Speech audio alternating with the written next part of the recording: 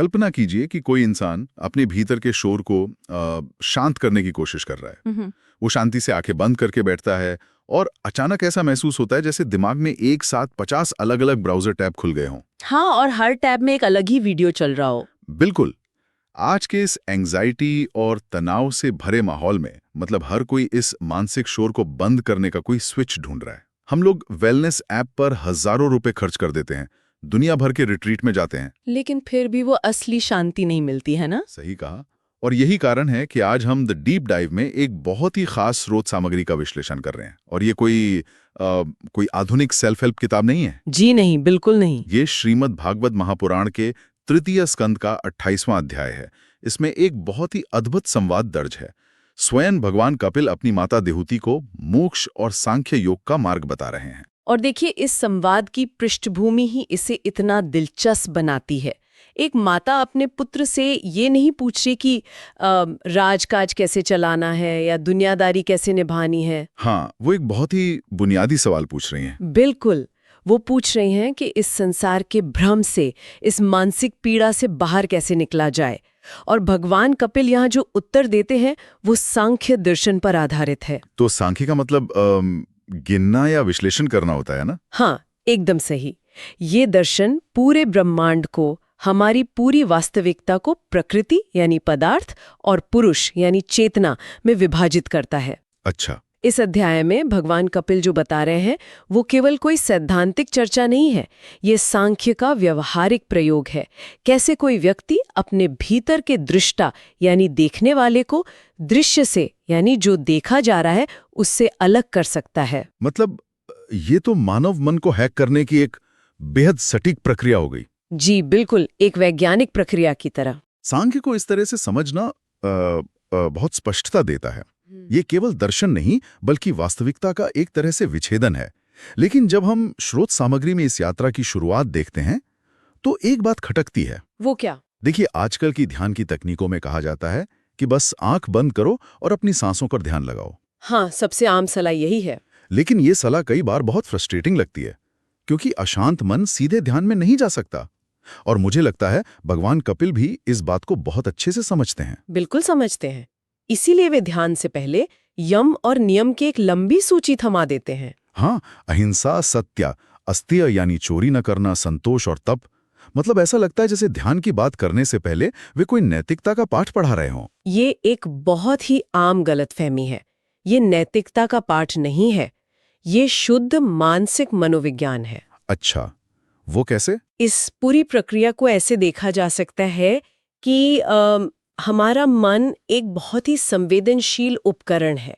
अगर मन में झूठ है तो उस असत्य को बनाए रखने के लिए मन को लगातार काम करना पड़ता है। ओहो, मतलब मन की ऊर्जा खर्च हो रही है। बिल्कुल। अगर भीतर असंतोष है तो मन लगातार भविष्य की चिंताओं में ऊर्जा जलाता रहता है। यम और नियम असल में मन को बाहरी दुनिया से समेटने की प्रक्रियाएं हैं। तो जब कोई सत्य बोलता है या संतोष कर लेता है तो वो असल में अपने मन के उन लीकेज को बंद कर रहा है जहां से उसकी ऊर्जा बाहर बह रही थी। बिना इसके ध्यान में बैठना वैसा ही है जैसे किसी ऐसे बर्तन में पानी भरना जिसमें 10 छेद हों। क्या बात है। इस प्रक्रिया को समझने के लिए हम एक आधुनिक तुलना कर सकते हैं। जी बताइए। ये कुछ वैसा ही है जैसे किसी स्मार्टफोन पर कोई बहुत भारी सॉफ्टवेयर चलाना हो। अगर बैकग्राउंड में 50 अलग-अलग ऐप्स चल रहे हैं जैसे चिंता, लालच, ईर्ष्या, तो सिस्टम का पूरा रैम उसी में खत्म हो जाएगा। बहुत ही सटीक उदाहरण है। ध्यान का वो भारी सॉफ्टवेयर कभी लोड ही नहीं हो पाएगा। बिल्कुल। यम और नियम उन बैकग्राउंड ऐप्स को फोर्स स्टॉप करने का तरीका है।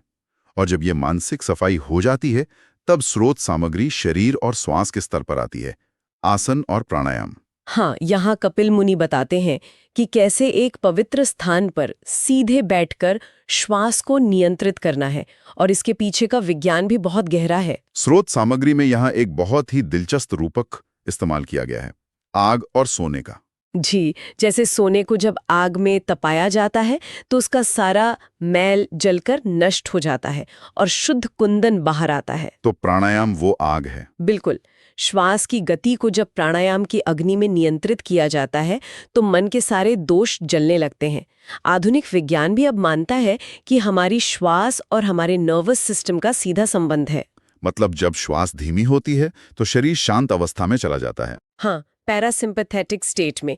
ये वो अवस्था है जहां शरीर तनाव से बाहर आकर रिकवर करता है।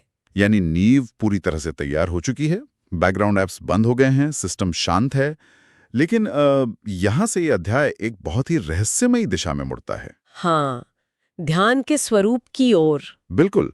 जब मन पूरी तरह शांत हो गया है तो आधुनिक विचारधारा कहती है कि इस शून्यता में टिके रहो, एम्प्टी माइंड का अभ्यास करो। लेकिन कपिल मुनि इस शून्यता को खारिज करते प्रतीत होते हैं। जी, वे शून्यता की वकालत नहीं करते।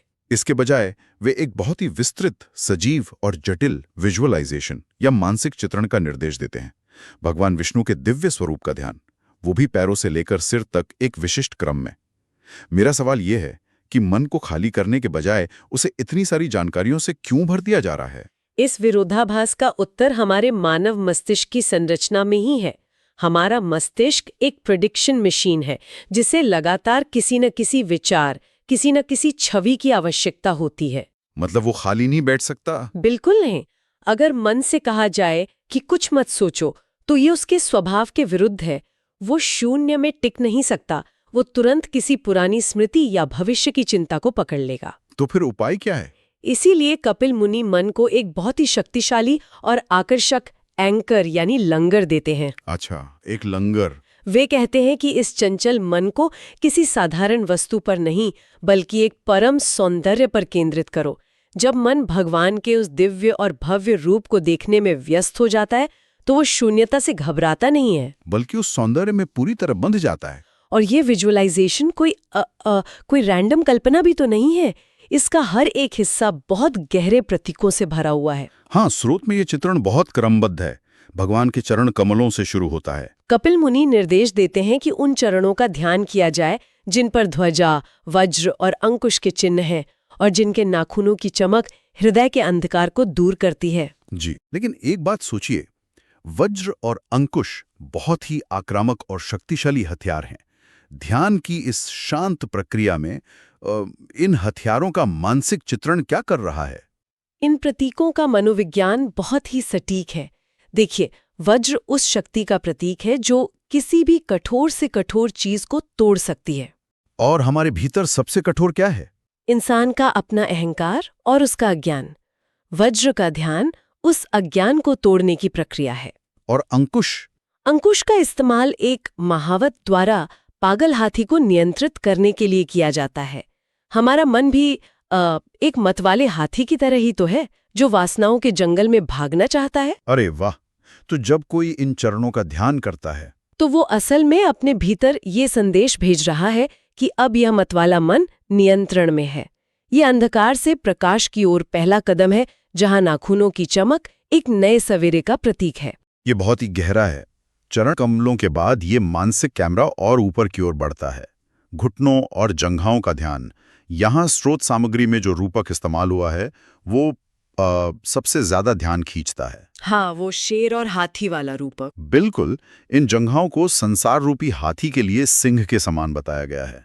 दुनिया को एक विशालकाय हाथी और भगवान के स्वरूप को एक सिंह कहना, ये भय और उससे मुक्ति का एक बहुत ही सजीव चित्रण है। क्योंकि हम सभी के जीवन में हमारा अपना एक संसार रूपी हाथी होता ही है। हाँ, चाहे वो करियर का तनाव हो, रिश्तों की उलझन हो या भविष्य का डर हो। इस रूपक की गहराई इस बात में है कि एक शेर को देखकर हाथी जिस तरह से भयभीत होकर भाग खड़ा होता है, उसी तरह इस दिव्य स्वरूप का ध्यान करने से सांसारिक समस्याएं अपना प्रभाव खोने लगती हैं। मतलब साधक के भीतर एक अभेद्य सुरक्षा का भाव पैदा हो जाता है। जी। इसके बाद जब ध्यान कमर और वक्षस्थल पर पहुंचता है तो वहां पीतांबर यानी पीले वस्त्र, करधनी की झंकार और हृदय पर चमकती कौस्तुभ मणि का चित्रण है। ये सब भी प्रतीक हैं। बिल्कुल। कौस्तुभ मणि को शुद्ध चेतना का प्रतीक माना जाता है और करधनी की झंकार का ध्यान असल में बाहरी दुनिया के शोर से ध्यान हटाकर भीतर के सूक्ष्म नाद को सुनने का अभ्यास है। ये तो एक पूरा सेंसरी अनुभव हो गया। मतलब आंखें रूप देख रही हैं, कान झंकार सुन रहे हैं, मन को पूरी तरह से घेर लिया गया है। ताकि वो कहीं और भटक ना सके। और फिर ध्यान गले और भुजाओं पर जाता है। शंख जैसा सुंदर गला और भगवान की 4 लंबी भुजाएं। श्रोत कहता है कि ये भुजाएं साधक को अभय दान देती हैं, यानी निडरता का वरदान। हाँ, जब कोई व्यक्ति मानसिक रूप से इस बात को महसूस करता है कि वो ब्रह्मांड की सबसे बड़ी शक्ति के संरक्षण में है, तो उसका नर्वस सिस्टम अपने आप किसी भी खतरे के सिग्नल को बंद कर देता है। ये पूरी प्रक्रिया सच में बहुत तार्किक है। ये नीचे से ऊपर की ओर जाने की यात्रा है ना। चरणों से शुरू होकर मन धीरे धीरे ऊपर उठता है। भय नष्ट होता है, सौंदर्य का अनुभव होता है और सुरक्षा की भावना पुख्ता होती है। ये सब कुछ एक बहुत ही अनुशासित तरीके से हो रहा है। हाँ, साधक अपने मन को एक एक हिस्से पर बांधने का सचेत प्रयास कर रहा है। लेकिन यहाँ आकर इस पूरे अध्याय की टोन में एक अचानक और बहुत ही खूबसूरत बदलाव आता है। वो कैसे? देखिए, ये एक बहुत बड़ा विरोधाभास लगता है। हाँ। हमने शुरुआत एक कठोर इंजीनियर की तरह की थी। यम, नियम, प्राणायाम, श्वास को मापना, विजुअलाइजेशन के स्टेप्स को फॉलो करना, सब कुछ बहुत मैकेनिकल था जी। लेकिन जब ध्यान भगवान के मुखमंडल और विशेष रूप से उनकी मुस्कान पर पहुंचता है, तो वो इंजीनियर अचानक एक कवि में बदल जाता है। अनुशासन की जगह आंसू ले लेते हैं। ऐसा क्यों होता है कि कठोरता से शुरू हुई यात्रा इस तरह पिघल जाती है? ये मनोविज्ञान का एक बहुत ही शानदार नियम है। अनुशासन और तकनीक आपको केवल दरवाजे तक ले जा सकते हैं। मतलब वे सिर्फ मन की सफाई करते हैं। हाँ, वे उस अशुद्धता को साफ करते हैं जो मन पर जमी थी। लेकिन उस दरवाजे को खोलने का काम केवल एक शुद्ध भावना, समर्पण और प्रेम ही कर सकती है। अरे वाह! स्रोत सामग्री स्पष्ट करती है कि भगवान की वह मुस्कान समस्त लोकों के शोक और दुखों को हर लेने वाली है। जब साधक उस मुस्कान का मानसिक रूप से अनुभव करता है, तो उसके भीतर का वह अंतिम सुरक्षा कवच टूट जाता है। वो अंतिम अहंकार जो से अब तक ये बता रहा था कि मैं ध्यान कर रहा हूँ। बिल्कुल, वो भाव टूट जाता है। एक मुस्कान में इतना प्रभाव कैसे हो सकता है? मतलब अगर हम इसे व्यवहारिक रूप से देखें तो किसी भी सौम्य और प्रेमपूर्ण चेहरे को देखना हमारे मस्तिष्क के रसायनों को बदल देता है। जी। जब साधक उस असीम करुणा से भरी मुस्कान पर ध्यान केंद्रित करता है तो यांत्रिक प्रयास समाप्त हो जाता है। स्रोत बताता है कि इस बिंदु पर साधक का हृदय पिघलने लगता है। उसके रोंगटे खड़े हो जाते हैं और आंखों से प्रेम के आंसू बहने लगते हैं। हाँ, और ये कोई दुख के आंसू नहीं है। ये वो अवस्था है जहां मन अब अपने चरम पर पहुंच चुका है, और जब ये भावना अपनी पराकाष्ठा को छूती है तब समाधि घटित होती है। समाधि,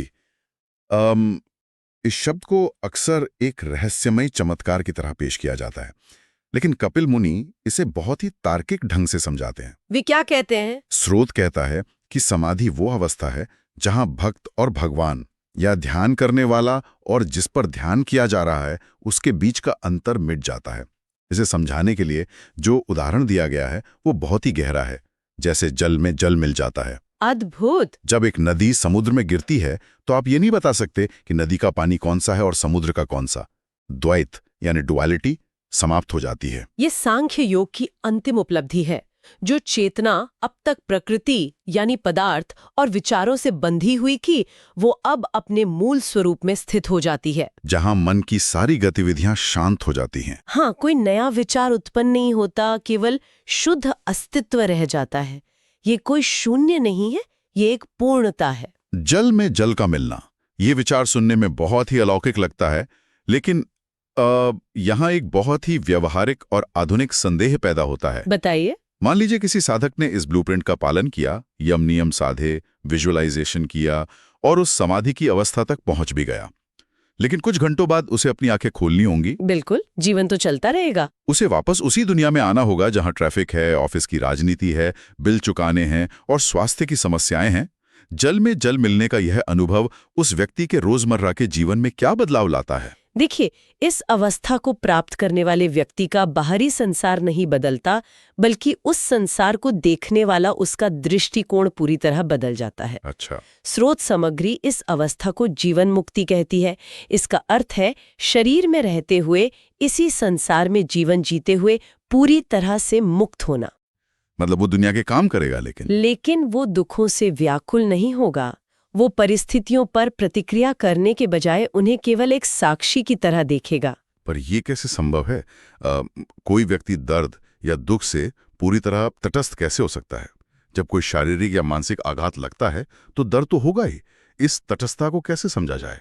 इसके लिए श्रीमद् भागवत में एक बहुत ही सटीक मनोवैज्ञानिक उदाहरण दिया गया है, स्वप्न यानी सपने का। सपने का? हाँ, मान लीजिए कोई व्यक्ति सो रहा है और एक बहुत ही भयानक सपना देख रहा है। सपने में कोई राक्षस उसके पीछे पड़ा है या वो किसी पहाड़ से गिर रहा है। उस व्यक्ति के लिए वो डर 100% असली है। बिल्कुल। उस वक्त शरीर से पसीना छूट रहा होता है, दिल की धड़कन तेज होती है। और उस सपने के भीतर वो हर संभव प्रयास कर रहा होता है बचने का। क्योंकि सपने के अंदर होने पर वो सपना ही एकमात्र वास्तविकता होती है। सही कहा। लेकिन फिर अचानक उस व्यक्ति की नींद खुल जाती है, वो जाग जाता है। अब वो अपने सुरक्षित बिस्तर पे है।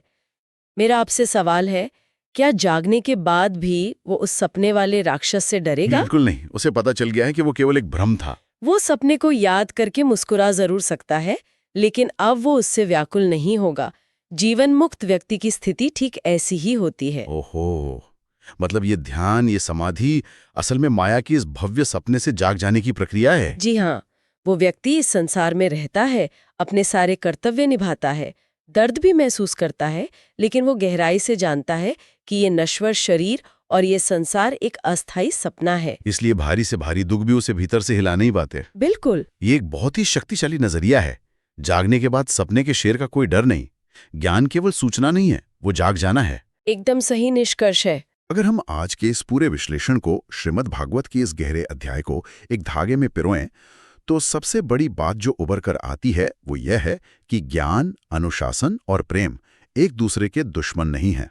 अक्सर लोग सोचते हैं कि दार्शनिक लोग शुष्क होते हैं और भक्त केवल भावनाओं में बहने वाले होते हैं। हाँ, लेकिन कपिल मुनि ने दिखाया कि परम ज्ञान की यात्रा कठोर अनुशासन से शुरू होकर शुद्ध प्रेम और आंसुओं पर ही खत्म होती है। यह स्रोत इस बात का प्रमाण है कि इंसान को बाहरी समस्याओं को सुलझाने से पहले अपने भीतर के सॉफ्टवेयर को फिक्स करना होगा। संसार का शोर तब तक शांत नहीं होगा जब तक कि मन के भीतर वो एक बिंदु, वो एक एंकर स्थापित नहीं हो जाता जो हर परिस्थिति में अचल रहे। बिल्कुल सही। और शायद यही वो सबसे बड़ा रहस्य है जिसे ये अध्याय उजागर करता है। ईश्वर की खोज किसी जंगल की गुफा में या पहाड़ की चोटी पर नहीं है।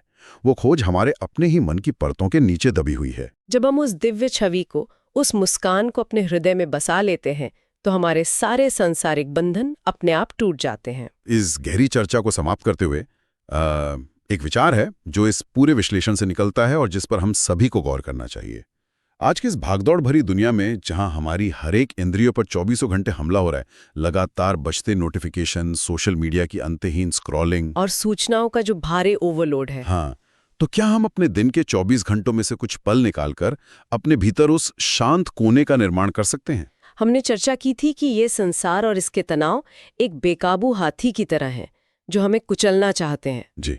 तो क्या हम अपने उस निजी संसार रूपी हाथी को शांत करने के लिए अपने भीतर उस सिंह को जगाने की वो पहली कोशिश करने को तैयार हैं? इस पर विचार जरूर कीजिएगा।